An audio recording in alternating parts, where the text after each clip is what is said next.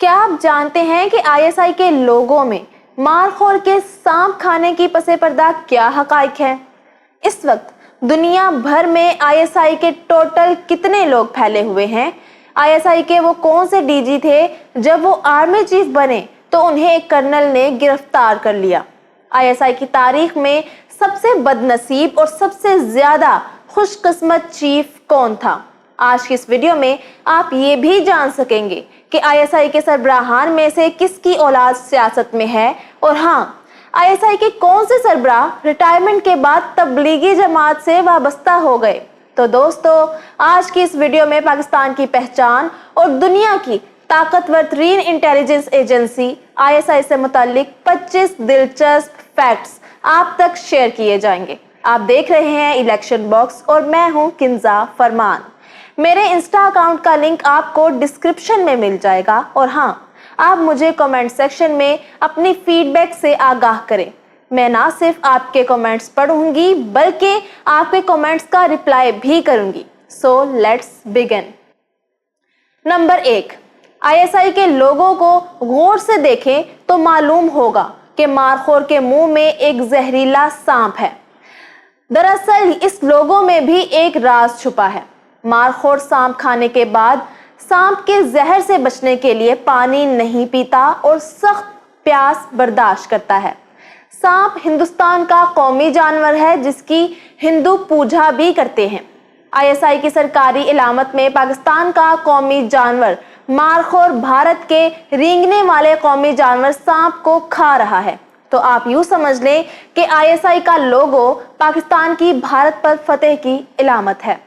Number 2، ISI کے بارے میں خیال کیا جاتا ہے کہ یہ دنیا میں وسیع ترین نیٹ ورک کی حامل خفیہ ایجنسی ہے۔ اس کے ایجنٹس کی تعداد کے بارے میں عوامی طور پر کبھی بھی نہیں بتایا گیا، لیکن ماہرین اندازہ لگاتے ہیں کہ اس کے پاس 10,000 سے زائد ٹاپ سیکرٹ ایجنٹ موجود ہیں۔ نمبر 3، دوستو، کامیابی تو وہ ہوتی ہے جس کا دشمن بھی اعتراف کرے۔ بھارتی خفیہ ایجنسی رو کے سابق چیف AS دلت نے اعتراف کیا تھا کہ دنیا کی سب سے بہترین ایجنسی ISI ہے۔ نمبر 4، ہالی ووڈ ہو یا پڑوسی ملک انڈیا کی بالی ووڈ فلم انڈسٹری، ISI کے کردار کو لے کر کئی فلمیں بنائی جا چکی ہیں۔ آپ نے ایکتا ٹائیگر مووی دیکھی ہوگی جس میں کترینہ کیف نے ISI ایجنٹ کا رول بخوبی نبھایا۔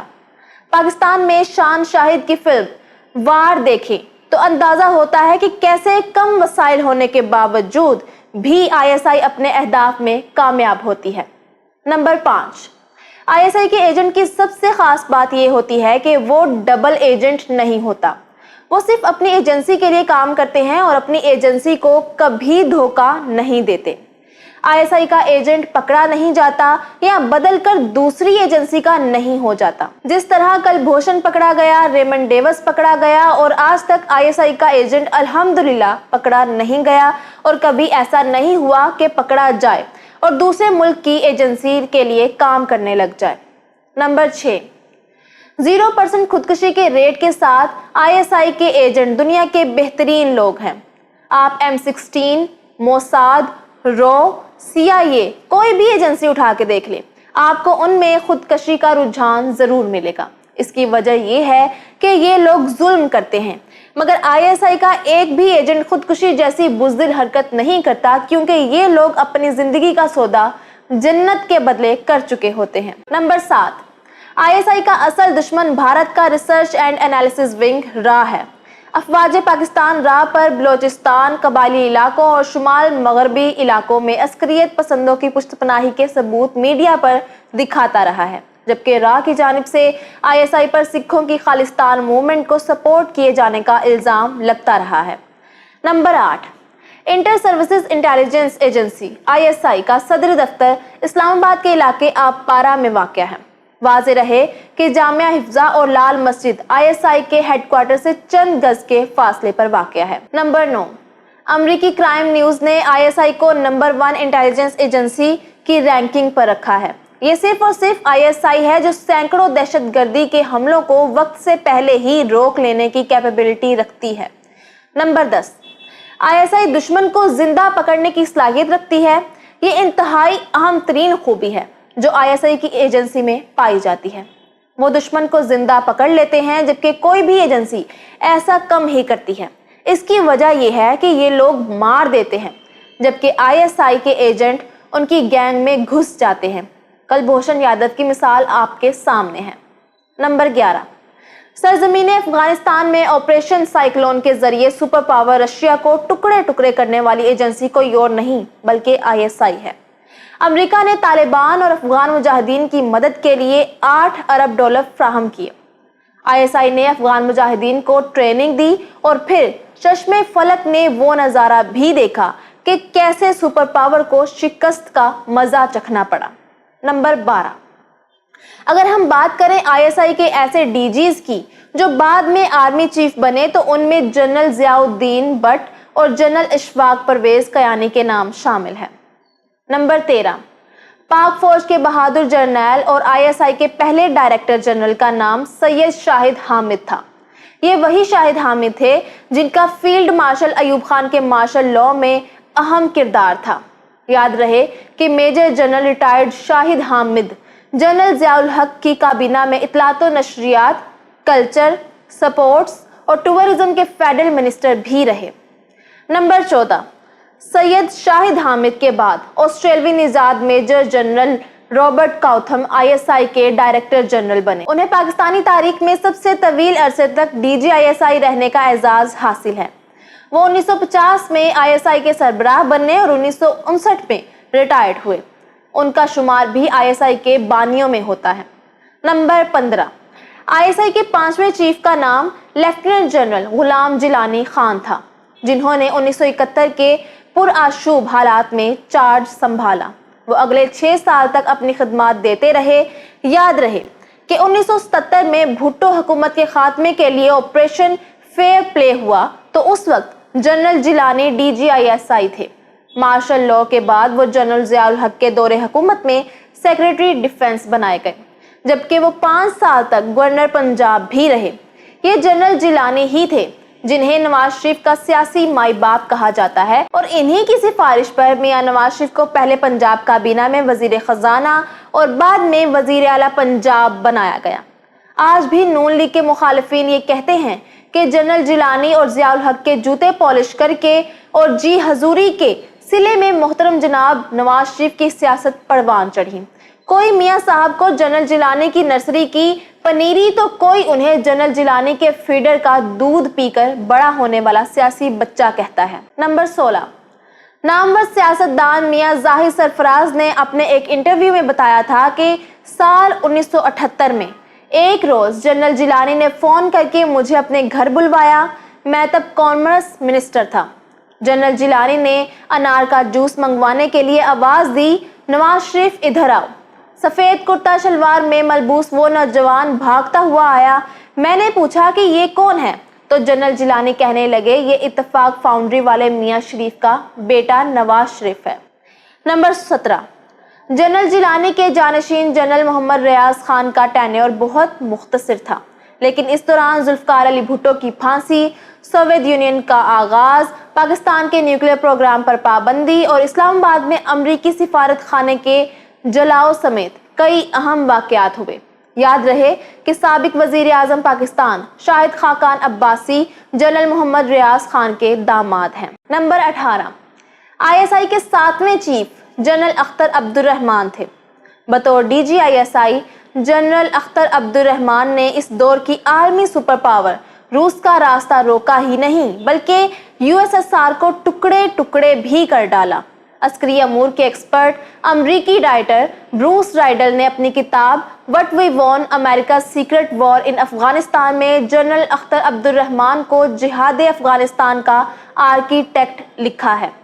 17 अगस्त 1988 को बहावलपुर के नजदीक होने वाले तैयारे हादसे में सदर जियाउल हक के साथ जनरल अख्तर अब्दुर्रहमान भी लुकमाए अजल बन गए।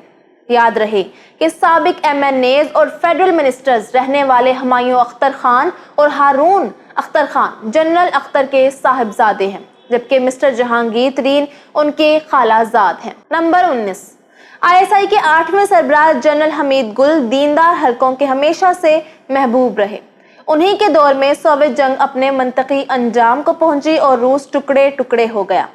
हमारे चैनल पर एक वीडियो में आपको बताया गया था कि उस दौर में जनरल हमीद गुल ने जनरल अख्तर अब्दुर्रहमान और जनरल आसिफ नवाज जंजुआ के साथ मिलकर कैसे रूस तोड़ने का प्लान बनाया और दीवार पर लगे रशियन फेडरेशन के नक्शे पर रेड पेन से लकीरें खींची और बताया कि रशिया इस तरह से टूटेगा, और यकीन जानिए रूस बिल्कुल उसी तरह टूटा। वो नक्शा आज भी पाक आर्मी के पास महफूज है, जिसे नए ऑफिसर की ट्रेनिंग और उनका मोराल बुलंद करने के लिए इस्तेमाल किया जाता है। Number 20, ISI chief general Hamid गुल के अपने तो मदाह थे ही, लेकिन गैर भी उनकी तारीफ किए बगैर ना रह सके। अमेरिकी इंटेलिजेंस एजेंसी CIA की रिपोर्ट के मुताबिक जनरल हमीद गुल दुनिया के 5 बड़े दिमागों में से थे।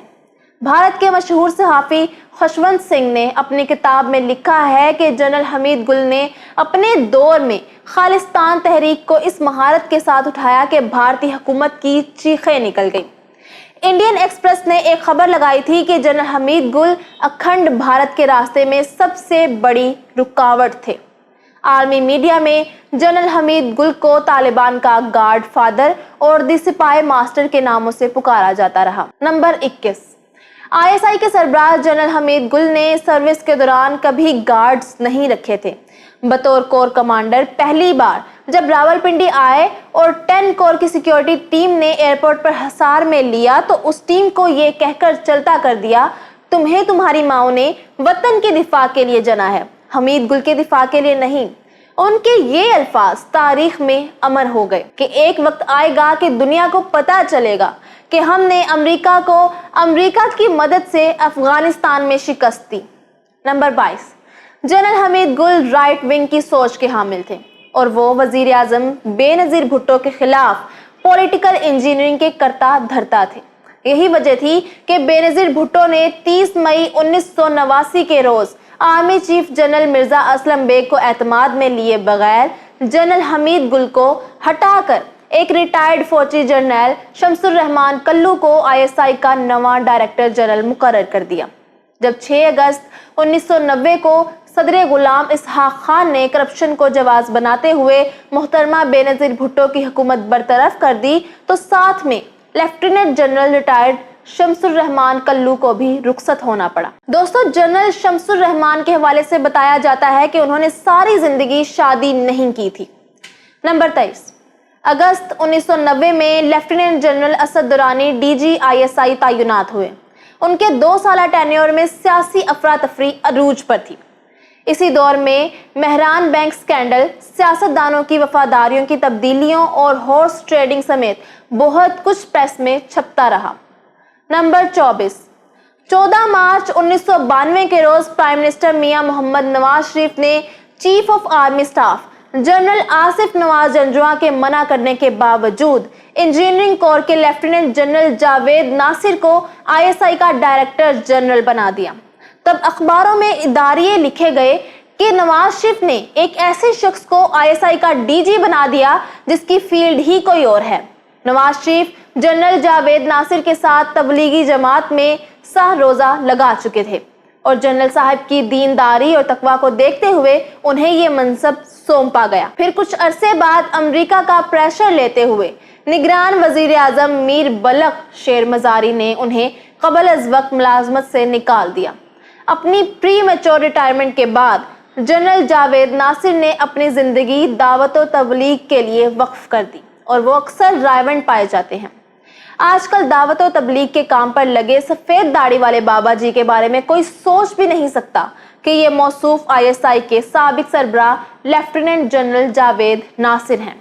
वो खुद बताते हैं कि जब मुझे दिसंबर 1983 में मेजर जनरल के रैंक पर तरक्की दी गई तो मैं उस वक्त पाकिस्तानी फौज की तारीख का वो पहला जनरल था जिसकी मुकम्मल शरई दाढ़ी थी। नंबर 25, आईएसआई की तारीख में जनरल जियाउद्दीन भट्ट ऐसे बदनसीब आईएसआई चीफ थे जो सिर्फ चंद घंटों तक आर्मी चीफ बनाए गए। 12 अक्टूबर 1999 को जनरल परवेज मुशर्रफ को निकाल बाहर करते हुए मियां नवाज शरीफ ने जनरल भट्ट को आर्मी चीफ लगा दिया। मेजर जनरल अली जान औरकजई ने नए नवेले आर्मी चीफ जनरल भट्ट और उनके बॉस میاں محمد نواز شریف کو گرفتار کر لیا۔ اس کے چند گھنٹے بعد معزول army chief general Pervez Musharraf ایک بار پھر سے اپنے عہدے پر بحال ہو گئے۔ ISI کے 25ویں اور موجودہ chief lieutenant general Nadeem Ahmed Anjum ہیں، جبکہ ان کے پیشرو جنرل فیض حمید تھے۔ میں امید کرتی ہوں کہ آج کی ویڈیو آپ کو بہت پسند آئی ہوگی۔ اگر آپ قائد اعظم محمد علی جناح کی زندگی کے 30 دلچسپ حقائق جاننا چاہتے ہیں تو یہاں اوپر کلک کریں۔ شیخ مجیب الرحمان کے 30 دلچسپ حقائق جاننے کے لیے یہاں نیچے، اور جنرل محمد ضیاء الحق کی بایوگرافی دیکھنے کے لیے ادھر کلک کریں۔ الیکشن باکس سبسکرائب کر لیں اور ہماری ویڈیوز دیکھتے رہیں۔ اللہ حافظ و ناصر۔